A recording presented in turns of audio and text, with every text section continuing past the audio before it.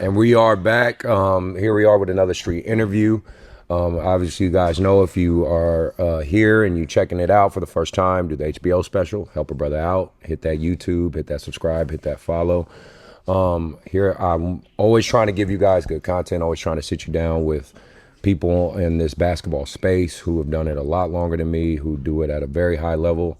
So I'm very lucky in regards for Ryan allowing me to use his facility to sit down and have 10 to 15 minutes talking to a guy that really doesn't need an intro if you know this basketball space, and obviously a veteran NBA player who's seen it all. And yeah, this guy next to me. So you gotta work on that. Something around here. But no, again, just wanted to give you guys, the audience, some information. Always don't want to gatekeep, just want to let you guys know who it is. For my audience, if you guys don't mind, just introducing yourselves to who you are and what you're about briefly, and yeah, we'll go from there. I'll go to my first question. So I'm Ryan Sypkens. I'm the founder of Touch Shooting, and I love basketball, so that's why we here. Hey. Phil Handy, the resident OG. Sure. I'm just here to inspire people, man, and help people to their greatness every day. Kent Bazemore, NBA vet, still plenty in the tank. Yeah, man. Working on this transition phase.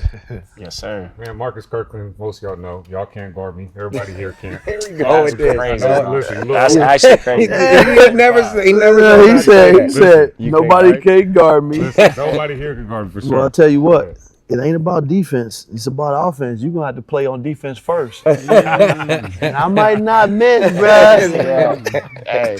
I love that, Mark. That's how you started, right? Yes, 100%. I'll play it. Now, my first question I have for you guys, and obviously in my interview process, I just jump in, give your guys' take. With things always shifting in this basketball space, especially the youth, because obviously that's why you're here today, and that's what we primarily work in.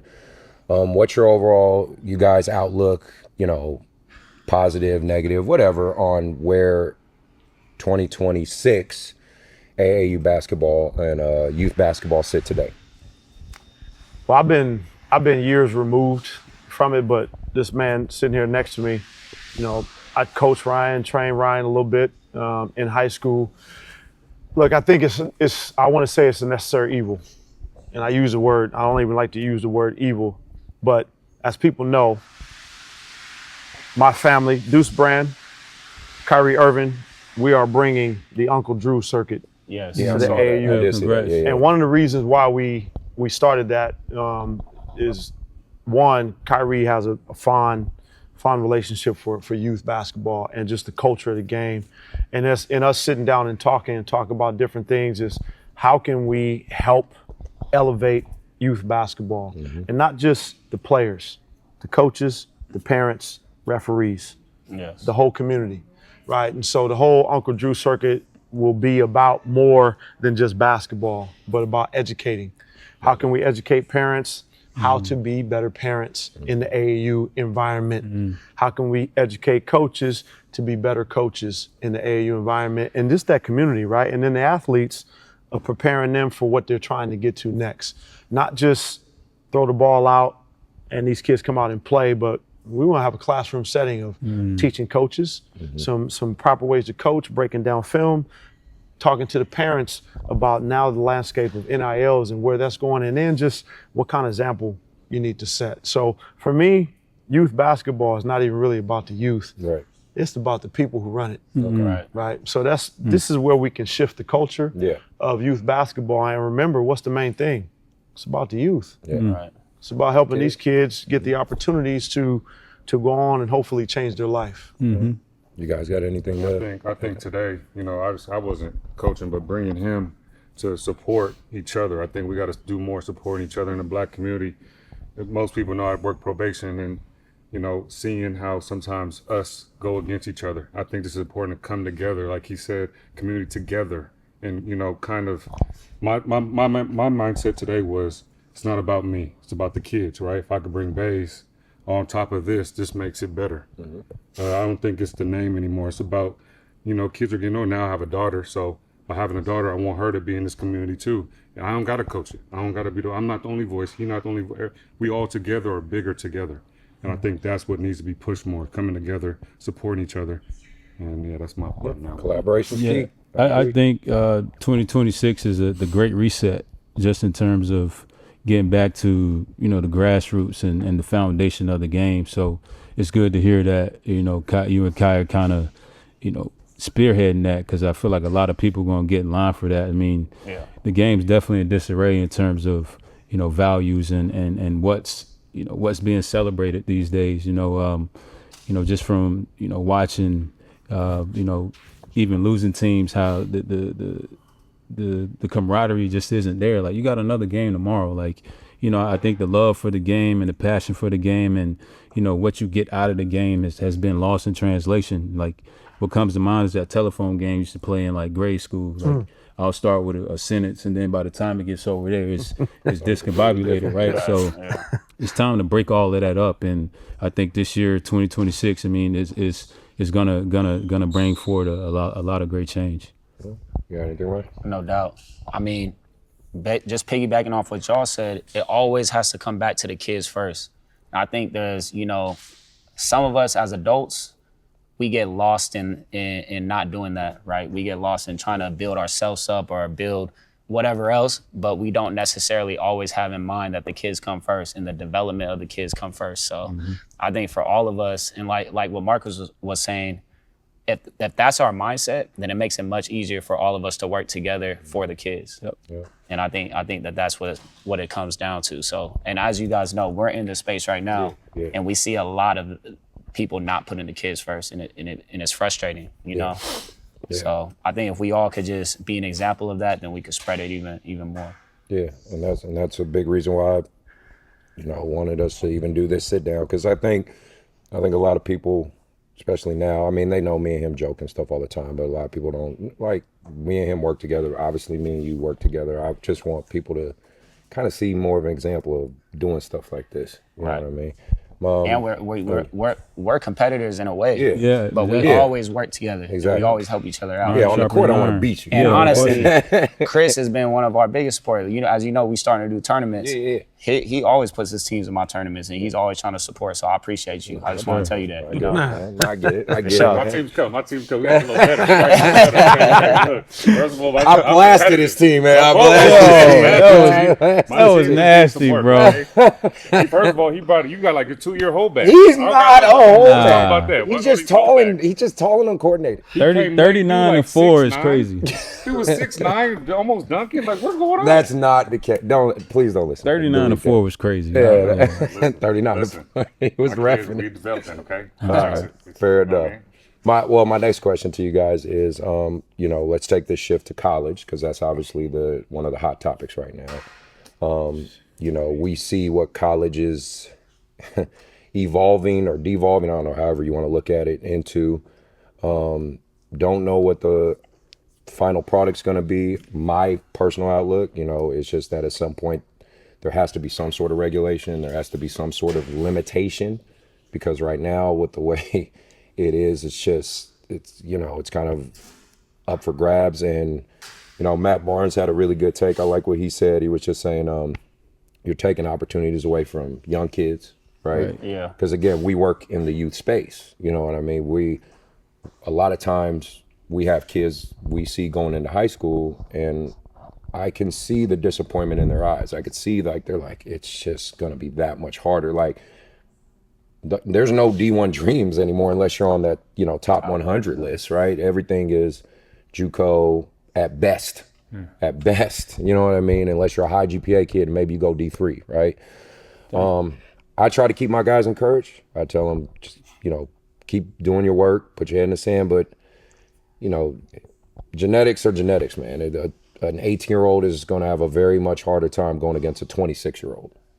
So what is the rules right now? They're letting people come back. It's all over. You can play in the NBA, I heard, Now go back down. and go back to college. I'll give you an example, like Kyrie Walker, who is a pretty notable name. Yeah. He's 25 years old. He has eligibility and potentially is looking at 4 to 5 D1s to play at next year. I think it's bullshit. I'm just gonna say it like it is. Top out. And here's why I say that. You know, you talk about all of us here at one point, we were in high school, and the ultimate dream is to what? Before you get to the NBA, right? You talk about, man, can I get a scholarship somewhere? No question. Right. And even then, if you weren't able to, you knew you could go to junior college, maybe for a year, which I did, right? You go to junior college, and you can still get a scholarship. My problem with it is this: when the NILs and all of that stuff came in, I felt like there was no regulations, and it just became the Wild Wild West. Yeah. So let's talk about that first. You talk about kids making money. I'm all about the kids making money, but impose some rules to where they understand the structure of contracts. Because when you come to the NBA, you sign a contract. You are going to be in that contract until the team lets you go or your contract expires. So you're not able to sign a $2 million NIL deal. Somebody comes along and offers you a $3 million NIL deal and you leave. Yeah, that's crazy. So you're teaching, you're not really teaching these kids how to be professional and understand contract. Understand, I signed my name on this paper, I'm going to commit to this. And I think it works both ways for the schools and for the athlete. Agreed.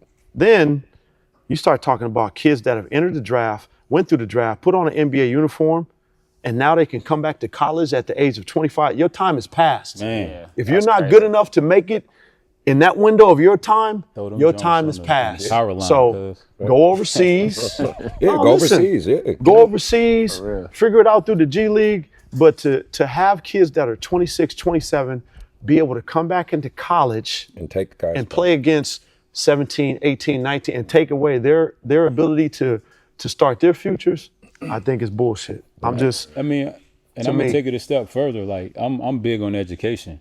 Like educationally, that's a huge window that these kids are missing from 18 to 22. How much you can develop, you know, as a young adult.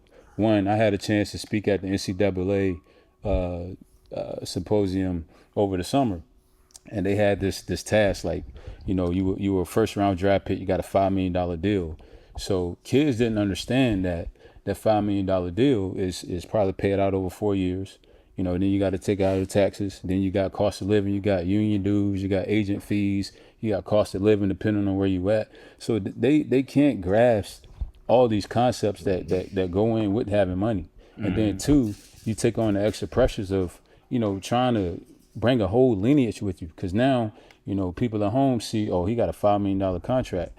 I'm gonna hit him up. How do you say no? You know, you're not old enough and responsible enough to create the proper boundaries so you can actually focus and maximize the opportunity that you get. Because we talked about it earlier. The average lifespan in the NBA is only 4 years. So if you come in at 19, you play 4 years. Let's say you play 6 years, which is great. You're 25 years old, and you got your whole life ahead of you. But like that you're missing so much. You're missing so much growth. And my thing, I went to school for 5 years. I was in college for 5 years, and I loved every minute. And I think today, that's why I sit here with my head on straight, because when the game was ripped from me, I was able to fall back on that education. You know, I started taking the class right away because that's what grounded me. You know, we got to get back to the student athlete aspect of things too, which is why I think the Drew Circuit is going to be amazing, because you're talking about classroom. Like if you can't be a good student, like how are you gonna know a playbook? You know, how are you gonna take the first 4 plays of the season, then you got 2 out of bounds plays, you got 2 sideline out of bounds plays, and then as a calendar turn or you get through your preseason games, we add in 3 more plays. Like if you can't apply yourself in the classroom, it's gonna be hard for you to play basketball at a high level. I think there's a direct correlation to that on a level. Not you know, completely across the board, because there are some anomalies, but it does make a difference, you know, to have a little bit of cerebralness in the classroom that carries over to the floor. I think too, you got to have a game plan. So like Keegan, that's my wife's little brother. He's about to turn 18. He's finishing up his senior year. He just had a game today, but I said, okay, let's look at it.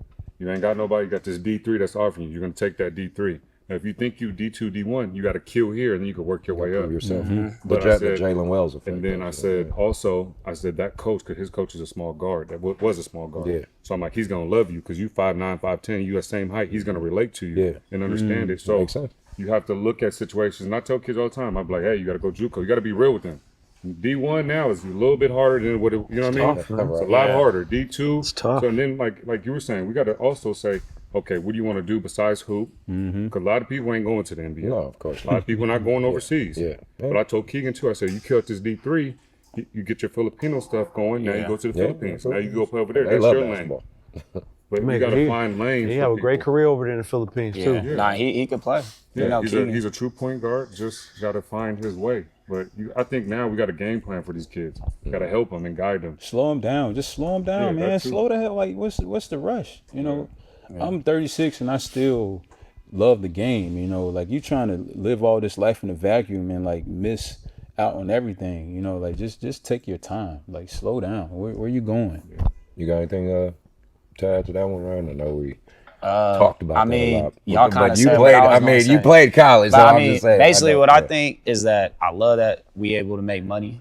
I think they've been capitalizing on our, you know, on Yeah, us more yeah, than anybody yeah, else. I agree. And not paying people. So 100%, like, make money, know your value. But I do think, like what Phil said, it should be contractual. So, hey, I'm gonna sign a 3-year contract for X amount of dollars. I'm committed, but also the school's committed. Because it goes both ways. The players are leaving, but if you don't perform, sometimes the schools be like, hey, we don't want you back. Yeah, well, could you? You know what I mean? So I think like, hey, it goes both ways. Let me make a 2-year commitment to the school for X amount of dollars. I know I'm gonna be here. It also helps the schools build culture. I talk to a lot of college coaches and they're like, man, it's so hard because we have no upperclassmen that's been here. Every year I have 10 Yeah, new they- players. they- So how can I build culture? You know what I mean? No rivals no more. Yeah. I went to talk to Sac State. I'm there just to be there. He goes, one of them's like, how do you find your role? And then he was like, how many returners? Raise your hand if you're a returner. Zero. Nobody. Yeah. Nobody. Yeah, nobody. Oh, we got a problem. Yeah, that's- you know what I'm saying? 'Cause but it's now you got tough. 15 Nobody's players returning. that are expecting to come and play, and then it's going to be, you But, just see it. and also, when these kids are going, their mindset is, let me get my numbers up so I can get more money next year and go to the next school. So how can you really build a team and build like a winning championship culture? And that is really hard in that environment. You know, as opposed to, okay, we're gonna commit to you as a player. We believe in you now, but you sign this contract. It's just like in the NBA. You got to buy into what we're doing. Yes. You know what I'm saying? And the coaches are in a tough spot at that position because you do have to win. That's part of the job. If you're a D1 coach, you do have to win. Obviously, if you're a legacy coach like a Calipari or something, you got some or Tom Izzo because they've been speaking out about how they don't like this. But you know, Look, I just think the landscape has changed. So as coaches, when the landscape changes, you have to adapt. And you know, you hear some coaches talk about it. You hear some coaches retire, Yep. you know, because they were doing things for Saban. so long. So Ball. it is one of those things where you truly have to adapt and figure out, okay, well, what's important to these kids now? The first question they ask when they walk through the door is, how much money can you pay me? It's not so much, you know, what's my role or can I play? yeah, The first question is, how much money you got on the books, coach? Yeah, there was no like grace period for this. It's like it just came rushing in. Wait, boom. You know, like Nick said, "Y'all want Saban this? is, Here you is go." an all-time great coach, and he got to go fly to recruit a kid to come to Alabama to play football. Like, bro, like Alabama is like the pinnacle. It's like basically the NFL on the college level. So I think, you know, there was no kind of grace period for this. It just kind of hit with, like you said, no regulations, and you know, here we are. Like, Yeah. no. I got 2 more questions for you guys. I know you get it's in case you guys don't know, it's late here, so well, we got to get some sleep. But no, my second question. Or my third question, sorry. And I've been asking this one a lot lately. I just had one I posted on my Instagram that I think it's just becoming more and more of it was a quiet question, but now it's become more of a, you know, a louder question. And I think you two will have really good insight on this because you guys have literally traveled all over training, teaching in different countries, right? Mm-hmm. The biggest topic right now, we're talking about the U.S.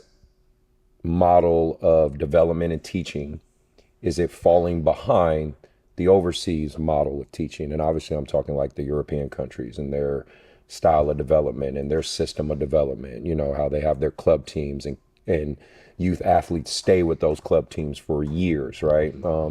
How when they're younger, they don't do the 10-foot rims. They usually do like 7 or 8-foot rims until they get to a certain age. They don't zone. You're not allowed to zone in certain, provinces and countries until you hit 8th grade, right? And obviously the argument is because they say, look at the last MVPs, right? That's usually the biggest argument they say. They say, look, the MVPs aren't even US born guys anymore. So I still, of course, call me biased, whatever. I think we're better. I'm just gonna call it what it is. I think we're better. We have big pool of talent. The last Olympics was amazing to watch. So that clearly can prove it there. But there is something to be said. Some of their developmental methods are really, really innovative and good. So I'm just curious of your guys' thoughts on that topic. Yeah. Well, having spent time in both, as a player, I played a little bit in the NBA, I played a little bit in the CBA, and I played for the length of my career in Europe. Okay. And even now, when I go in the off season, here's what I always tell people: development in Europe is really about team, right? It's a different game. Yeah. The players over there, they're accelerated from a team perspective, and their development in the U.S. is about individual development. Agreed. So what I tell people is you got to have both. Yeah. Yes. Can you combine? European players are great team players, but most of them individually, they're not as strong. Now you have the exception. You got Luka, who's ultra talented. You have Joker. You guys have Shea, but again, where did Shea go to college? He went to college in the States. Yeah. Where are these guys playing? Yes, they may be the MVPs, but they're playing where? Yeah. The best league in the world is in this country. Agreed. Not to say that Europe, they're playing basketball in Europe at a high level. The Euro Cup. But the development is different. And I go to Europe every summer because they want their players to get better individually. And you want players to understand you have to have an individual talent that fits into a team concept. Yep. Right. If you can combine both, then you will have what you call high-level basketball. Sir. Both sides are two different terms of development. We just have to do a better job here in the States. That's why I spend so much time with coaches and kids in the off season. Yeah. Because one, the coaches have to do a better job here Yes. in terms of developing the youth, teaching the youth, and really spending time and energy doing it, right? It's not just about going out, sitting on a chair and pointing at kids doing drills. Are you really teaching? Yeah. Are you pouring in? Are you giving them the energy? That's where the game is going to get better. Yeah. Right? We can pop up all over the place and do clinics for kids, but if we're not touching the coaches every time we do a clinic, then nothing happens. Yeah. What happens when you leave? Right. The coaches have to be able to carry that on so the community can continue to grow. So my take on that is you want to have best of both worlds. You got to combine both. European players need to get better individually. U.S. players need to be better with their IQ and understanding how to impose their individual talent into a team concept. And when you see that, that's when you see high-level players. So do you think the fact that Europe has more like specialist positions, like, you look at two prominent European players, Luka and Joker, like they able to elevate all the players on the floor. Yeah. And I think that's what makes them stand apart, why they can have like 50-point triple doubles. Do you think that the fact that Europe has more specialist guys, like a guy that just knows he's going to come in and move the ball, he's going to play hard on defense, he's going to run the floor. I feel like in America, like that's kind of dissipated. Like ain't no more Travis Outlaws or Mikal Peterson's no more in the league. Like, do you think that's kind of Not everybody can score, Baze. right? And again, even in today's game, to your point, not everybody can score. Right. Not everybody can shoot threes. So that's why the European system is built around team, Yeah. right? Ball movement, off the ball, screening, cutting. That part is important because not everybody can score. Right. Everybody can't shoot threes, so you have to have guys that can plug and play. No question. Do other As a things. coach, how do you coach a player like that feels that I need to be shooting the ball more, but really you see him as a role player that need to be playing defense or whatever the case may be? I always tell guys, look, man, you better learn what your coach wants from you. And Baze will tell you this as a pro. It's not about how you view yourself. It's one thing. You always say there's a fine line, right? My job as a coach, working with Baze, I'll just use an example. Hey, Baze, what do you want to get better at? That's always the first question I ask. And inside of that, say, okay, great. Now, Baze, here's what's going to happen with your role on the team. Now, we can work on the things you want to get better at, but what are you going to do to stay on the floor? Yes, sir. The question is, how do you stay on the floor? What's going to help you eat right now? What's going to help you pay your bills? What's required of you from the team? And so when guys don't want to do that, that's where the struggle comes. And it's about earning trust too. I mean, my first 2 years, I didn't play much. I played a little bit in LA in 2013 at the end of the season. The season was a wash, but even going to Atlanta, you know, coming in, just bringing the energy, you know, corner three every now and again. And as I started earning minutes, I started getting DHOs out of the backside. You know, one dribble to the rim, or one dribble pull up, or one dribble swing it back up top. You know, like just those building blocks. And then once the coach starts to trust you, now you get more opportunity. Like you find yourself, you know, secondary ball handler on the second unit or something like that. And it's like a gradual thing. Like you really got to earn, you know, because now players are moving around so much, and a different coach comes to a team, he may not be that sure of you. So, you know, you got to earn that trust. Hey, coach, what you need me to do? You know, what's my role here? Like, who else am I playing with? And, you know, my last 4 years, I played on 5 different teams. So, you know, I went through a little bit of identity crisis, just trying to, like, fit in where, you know, you go from playing with Dame and CJ to playing with, you know, a Sacramento team that needed me to be a little bit more aggressive, to playing, you know, with Steph, and then, you know, a year with Bron. So, you know, everything was, you know, you're just trying to find, you know, yourself. So it's just really important to, you know, focus on earning that trust and staying on the floor, like you said. Because once you stay on the floor, then the game opens up for you. But you got to be on the floor. You can't buck the system and be like you said, I need these. Nah, you gotta get minutes, earn the coach's trust, and you know, you may come out the game and then something happen. He may put you right back in, and that's the green light in your mind. Like, okay, I can open up and relax a little bit out there. The reason why I asked, because in the SAC Pro-Am, shout out to Gus Armstead, when we were playing, we had a few players mad because he was taking the shots, but we were undefeated.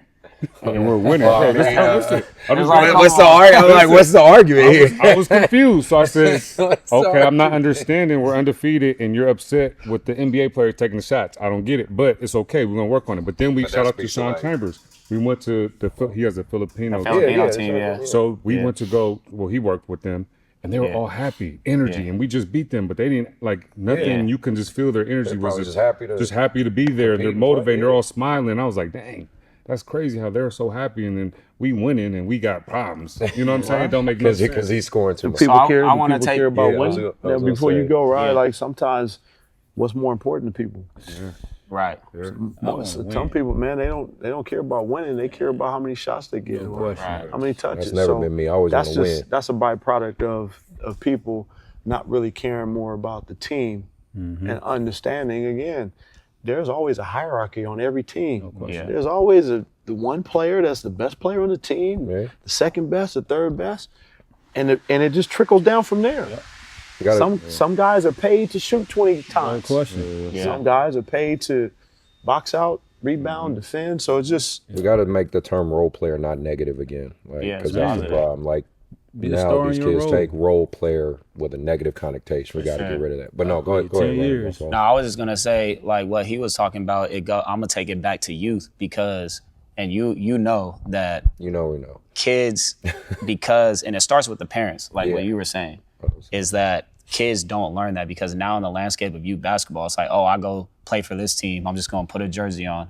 Oh, I didn't like how many shots I got that game. Oh, now I'm gonna call the next team and go to that team. And the parents are jumping ship, and the kids are jumping ship, so they never learn how to go through adversity and go through that process. So now when they've never been through a process, every single time they've had adversity, their parents saved them or put them in a different situation. Now they get to varsity in high school, and ain't nobody can save where to go. They'll change teams at halftime. They'll just take the jersey off. No, that's happening. They'll say, no, I'm good. I'm playing over here now. I've had that happen. And you know, when I first started Team Touch in the beginning, you know, basically, you guys know my philosophy. Hey, if you don't come to practice, you can't play here. If you don't come to training, you can't play here. Like, this ain't the regular AAU experience where and you got to sign a contract. If you playing 0 minutes a game, you in a 10-month contract. You're gonna have to figure it out. And if you don't like it, then this ain't the place for you. And I tell them from the jump, like, hey, are you ready to watch your kid play 0 minutes? Because if you're not, then don't come here, because it's probably gonna happen at some point. Well, the next level would be, they might say, well, why isn't my kid playing? And as a coach, Yeah. our job is to be able to give them the answers. 100%. Be truth tellers, Yeah. right? Whatever it is, and even in those situations, invite the parents to come to practice Right. Yep. so they can see their kids sometimes. Yeah. That right there, a lot of times opens up the eyes to where like, hey man, I want you to come and see your child, and then you tell me if they deserve to Watch play. him miss 20 layups in a row, and you tell me. And actually that works really well because we've done that, and then it's kind of like, well, There you go. and it's also like, hey, you might get 3 minutes of playing time. You Make the show, maximize your make 3 something minutes, happen, yeah. show something. dive on the floor, take a Yeah, charge. show bro. why you should play, and then you continue to earn it. But to that point, we've had kids, Rize, Rize, Yeah, he's yeah. a perfect example. I'm gonna bring up Rize Crawford, who's now a sophomore, averaging 26 points, I believe, Let's go. 6'8". When he first came to Team Touch in 7th grade, you played against our team. Yeah. He was Not that good. He was growing, man. He was growing. He was growing. He was growing. But you know what? Both he of his stayed with parents played basketball at but he D1 level. understood. They bought in. There was games where he was playing 0 minutes. He was crying, and his parents were like, "He needs this." That's fuel. But No guess question. what? Over time, the kid kept working. He still got a long way to go. Don't get me twisted, But he's become a legitimate player, and now he's like 6'8". He can shoot the ball. He's good. With So- grit. Just With say- grit. We had and a chip kid on like the that, shoulder. Julian. Yeah, we're talking about Julian with me was I'm not like him. He be cussing at the kids. I'm more laid back. He be on scary. Hey, look, he be Yeah, on. hey, Hey, listen. Get on him. Tell you what, sometimes the kids need to be cussed See, out. thank you, And thank I mean you, that thank from you. and they like, OG, you be tripping. I mean that from a, Nah, for sure. It's Just out of from a- love, I promise. and it's not promise. even so much about the cursing. It's just basketball's an emotional No sport. question. That's my Players get passion. emotional. That's my passion. Coaches, That's all I can you're say. super passionate, and so we can't get on the floor as a coach anymore. Yeah. So See, we're that's sitting there why I ain't watching. transitioned yet. Like, what the hell we doing? We watching, and so sometimes, man, that emotion of just, man, Yes. what are you doing? Like, Yes, 100%. That's exactly. That's But no, exactly. the kid padded out. He did. He Julian got better. I balling. said, oh, You saw his highlights recently? Yeah, He's so That's killing. exactly No, why I I think ain't some kids. transitioning. No, yet, some bro. kids do need that. They need that. They need that from a. But I'm just more laid back because I just didn't. I got PTSD. My dad yelled at me. I think we all got it. that's your style, right? And then works that's for you. But okay. everyone got That's all different good. styles too. You know what I mean? Because yeah. me, like, I could be laid back, but there's times where I'm gonna cuss you out, and when I do cuss you out, they know. They're like, "Oh shit." yeah. Like, Exactly. Coach Ryan don't ever do this. Yeah. Yeah. You know what I mean? So like, I kind of save it for those Save your moments bullets, where it's man. needed. Exactly. Save your bullets. Exactly. This is my last thing for you guys, and it's kind of a fun thing I've been trying to do in my street interviews. So, you guys can go down the line and you give advice. You guys can pick. You can give advice to parents, players, or coaches, right? Obviously, you can pick one, or you can do a general to all of them. But that's something I always kind of like to challenge my guests with. You pick who you want to talk to right now. They gonna see this. You talking to them. Go ahead, bro. Either remember parent, player, or coach. I'm What's your advice? gonna give advice to the parents since we've been on that topic. Yeah. All right. So, my advice: let your kid fail. That's the number one advice I could give, because as parent, I'm not a parent yet. I know you're a parent. I don't know if Three you baby are. mamas. That's a lot of information to put on the podcast. It's out there. I don't care. That's It's already crazy. out there. You said three? I got three. Brother, But- you told me but, you got hey. 4 championships. And sometimes it's not the most. Sometimes it's not the most comfortable thing to sit there and watch your kid struggle or watch your kid fail, watch your kid sit on the bench. But as a parent, you gotta let them go through that and let them fight through that and figure it out. That's great advice, man. I'm always talking to the masses. I think parents, coaches, and kids, the whole phrase of be your own GOAT, I don't care. To me, that's an important phrase because I think people settle for mediocrity a lot in life. So no matter what level, right? Everybody's sitting here in this little street conversation. Yeah. There's a certain level of greatness that everybody can reach. I don't care what you're doing in life, right? You wake up every morning, your feet touch the ground. Greatness sometimes for me is about what can you do for somebody else? How can you help somebody else elevate in some kind of way? And I think when people really operate from that frequency of let me help somebody else elevate, it usually comes back. No question. Right. So just being great is to me is about really trying to inspire somebody else to achieve something that they maybe thought they couldn't achieve. So everybody, live in that space, man. Be your own GOAT. Mine would be for the coaches in Sacramento. Come together, support each other. You had the same advice every time I talk. He's consistent. He's consistent. He's consistent. I love it though. It gets crazy here. That's We got to support each other. So I'm like, God dang, like I didn't know it was that serious just because he got his own. It was just we got to support each other, support. That's all I'm gonna keep love saying. that, bro. Support. And that's what we doing right now. Come on. So you see, we doing Come it. on, support can take you so. Look right now, I'm gonna sit with him. Come Yes, on, that he is still true. can't guard me. I'm right. I got the ball right there. I'm taking all the moves he did. I'm watching. I'm watching all the moves. I'm taking all that. Yep. That's crazy, yo. Man, I'm gonna talk to the players, man, because you know I'm still kind of in that mode a little bit. Like, man, just take your time. Like, there's so much hoop ahead of you. Just take your time and make sure you're checking the boxes in front of you. Like, don't skip steps. That's one thing I've always been passionate about. That I never skip steps. Even being in LA, once I fell out of rotation, I still prepared like I was gonna play. Like I ain't hang it up. And those are the things today that still have paid off. The discipline, the focus. Those are things you learn by, you know, taking the stairs. Like, don't try to find an easy route. The grass ain't greener, you know, because at the end of the day, you know, your problems go where you go. You know, they don't change because you change your environment. So continue to work on yourself. Continue to go through what you're going to go through, because when it's time for you to receive what God has for you, you're going to have learned everything you needed to learn to be ready for that moment. So just stay with it. Take your time. And, you know, you got people out here that care about you. And, you know, best of luck. You know, if I catch you in the gym, I'm not taking it easy on you, though. That's true. That's very true. Well, That's a wrap, brother. Yeah, I got to do my outro. Thank you. Again, if you stay to the end, you're a real one. Appreciate it. I'm obviously going to make a bunch of clips and reels and get that out there. This fire. Again, hit the subscribe, hit the like button, do the follow, the HBO special, Help a Brother Out. Again, About That Life podcast, street interviews. Shut up. Y'all making me all focused. I do. Thank you guys again. No, I really appreciate you guys doing this and taking the time. And we're out.